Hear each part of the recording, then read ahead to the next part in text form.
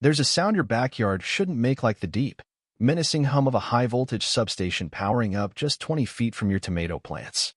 I just stepped outside that morning, a steaming mug of coffee in hand, ready to soak in my usual moment of calm, when I noticed something that nearly made me drench my robe in caffeine. Where there'd once been an empty patch of dirt and a couple of squirrels lazily chasing each other, now stood a hulking steel beast, fenced off with padlocked gates, buzzing like a swarm of furious hornets.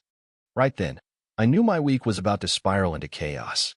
You ever see something so absurdly out of place that your brain scrambles for a dumb explanation like, oh, maybe they're filming a sci-fi movie? That was me. Except this wasn't a set. This was real, and I was about to discover just how far the HOA's nerve stretched. What they didn't know was they'd picked the wrong guy to mess with. I didn't just plan to get that thing torn down, I was going to make them regret ever stepping foot on my land. It all started, funnily enough, on a day I was feeling pretty damn good about my place. I just repainted the shed out back and set up some raised garden beds. Everything looked crisp, clean, and mine. I'm not some grumpy hermit, I just like my space.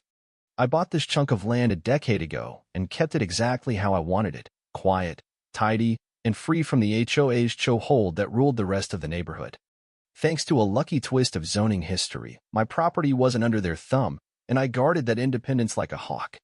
So picture my shock when I rounded the shed and saw a fresh gravel path, a chain-link fence, and a shiny new utility substation, complete with warning signs, transformers, and enough wiring to light up a city block. At first, I figured the county might have pulled a fast one without telling me.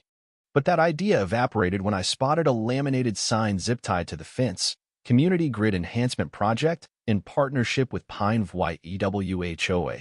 My jaw hit the dirt. The Pine View HOA on my land? That's like waking up to find your nosy ex has rearranged your furniture overnight. Still dazed, I wandered over to my neighbor Tom's place to see if he knew anything. Tom's a solid guy mid-60s, runs a barbecue side gig, and isn't the type to miss a giant metal box popping up out of nowhere. Didn't they tell you? He asked, squinting at me like I'd lost it. Lisa said she'd cleared it with the board. Thought it was all set. I asked who Lisa was talking about. Tom shrugged some trustee approval, he guessed. But that didn't add up. No trustee had the authority to greenlight this. The land was mine, and I sure hadn't agreed to anything. That's when it hit me. They hadn't just ignored Methy, hadn't even bothered to ask. I stormed back home and pulled out every document I owned: deed, title, insurance, even an old county plat map. They all confirmed it. I owned every square inch of that lot. No easements, no shared rights, nothing. This wasn't just a mistake, it was illegal. My blood was boiling, but I decided to give them one chance to explain before I went full-on warpath. That afternoon, I marched into the Pine View HOA office, sterile, over-air-conditioned box with beige carpet and passive-aggressive flyers pinned to a corkboard. There she was, Lisa Harper, HOA president and neighborhood dictator, typing up a noise complaint with a smile that could cut glass. "Hey, Mike, what brings you in?" she chirped, like she hadn't just committed a land heist. "Let's talk about the substation," I said. Her smile flickered. "Oh, the community energy project? It's great, fewer outages, lower rates for everyone." I leaned in. "You built it on my property." She blinked. "Oh, was that yours?" "Yes," I shot back, "and I never signed off on it." Her smile vanished. "I'm sure someone from the planning team talked to you, maybe just a verbal okay? You're a team player, right?" I couldn't believe her gall. Verbal permission doesn't mean squat in property law. Her tone sharpened. "Let's not get nasty, Mike. This benefits us all. We can figure something out."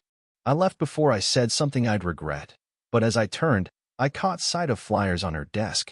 Pine View HOA, powering a greener future. They'd already scheduled a ribbon cutting. The nerve was unreal. Back home, I paced, plotting my next move. A complaint would take too long, the HOA would just lawyer up and drag it out. Then I remembered Ellen Torres, a real estate attorney I'd worked with years ago when a telecom company tried to plop a tower near my land. Ellen's nickname in legal circles was the bulldozer. She didn't mess around. I called her, laid out the story, and after a long pause, she said, "Mike, I'm canceling my weekend. This is too juicy to pass up." That's when the tide turned. This wasn't just about a fence or a buzzing box, Anna Marie, it was a fight, and I just hired my commander. The HOA had no clue that in their rush to look good and save a buck, They tangled with the one person who knew how to hit back hard, legal, and loud. Ellen didn't waste time. By the time I sent her my deed, maps, and photos, she drafted a cease and desist letter that read like a polite declaration of due sharp, airtight, and savage. I printed 3 copies, one for the HOA, one for me, and one I taped to the substation fence with heavy-duty adhesive. If they wouldn't respect my rights, they could at least read the warning while their machines hummed. The next morning, I watched from my porch as 2 HOA board members rolled upon in a pine white EW polo tucked into cargo shorts, inked the letter off the fence, and crumpled it like junk mail. The other was yakking on his phone, no doubt calling Lisa. Sure enough, my phone rang 10 minutes later. HOA Lisa. I let it go to voicemail. Let them stew. I sent Ellen the footage of them trespassing again. Perfect, she texted back. Let's build a pattern. Ellen's plan was brutal but brilliant.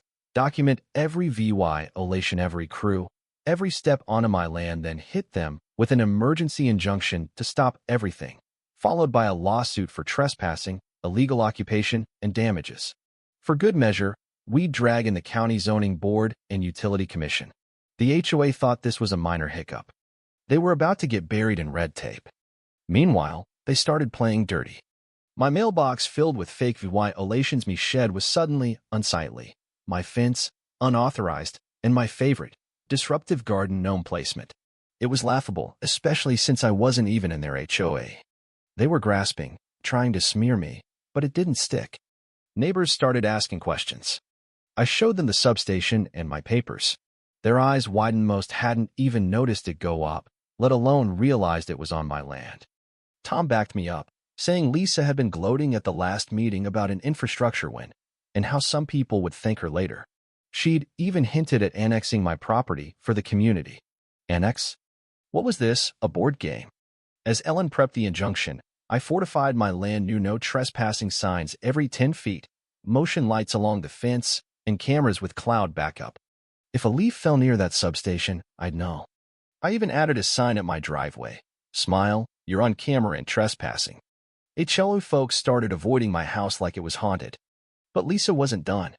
Her next stunt? A courier dropped off a good faith agreement, a handwritten note offering $100 a year to rent the plot, citing community spirit and green goals.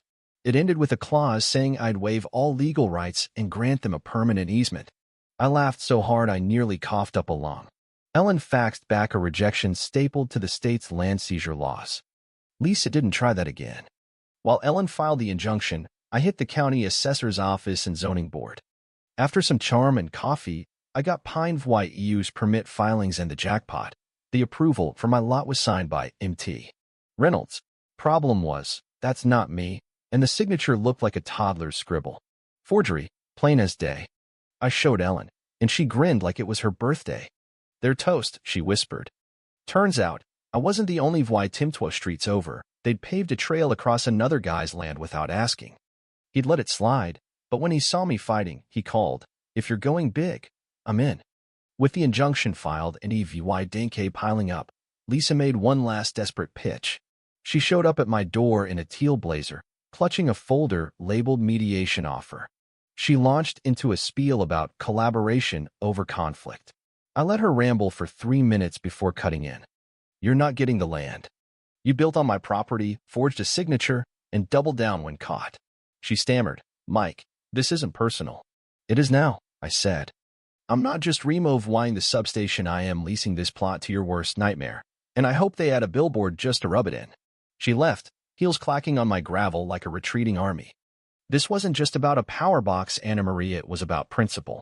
They thought they could grab what they wanted, slap some jargon on it, and steamroll anyone who objected. Not this time.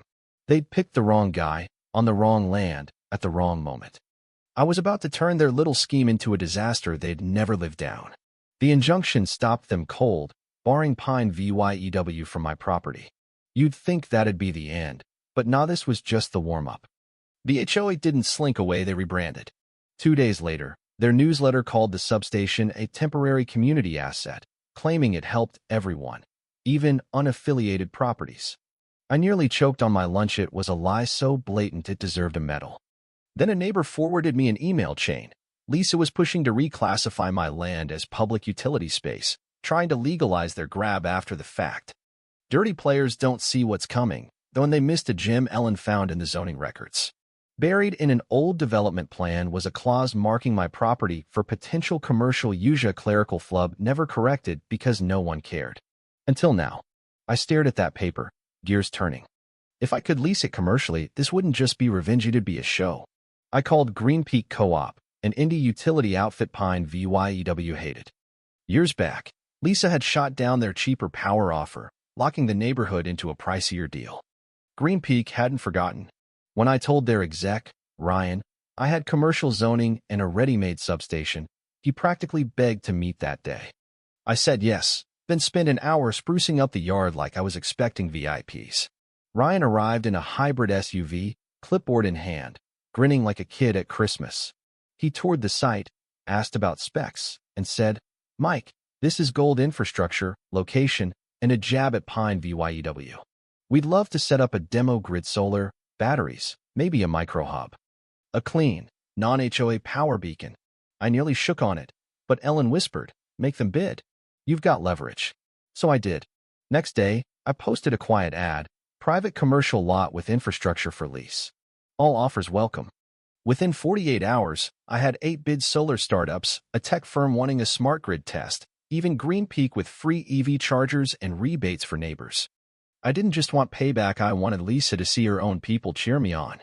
The HOA freaked. Emails flew. "Can we stop this?" Lisa tried constructive dialogue again. Ellen's reply? "We've talked enough." Then, in public, Lisa pulled up while I walked my dog. "Mike, think of the community," she pleaded. I stopped, looked her dead on, and said, "I am. That's why I'm GIVYing them better rates than you ever did." I whistled for my pup and strolled off. But I needed a finale. I told Ellen I wanted an open auction on my land, a full event. We sent in VYTES, notified Pine VYEW, and posted a sign, "Future Site of Innovation bidding this Saturday."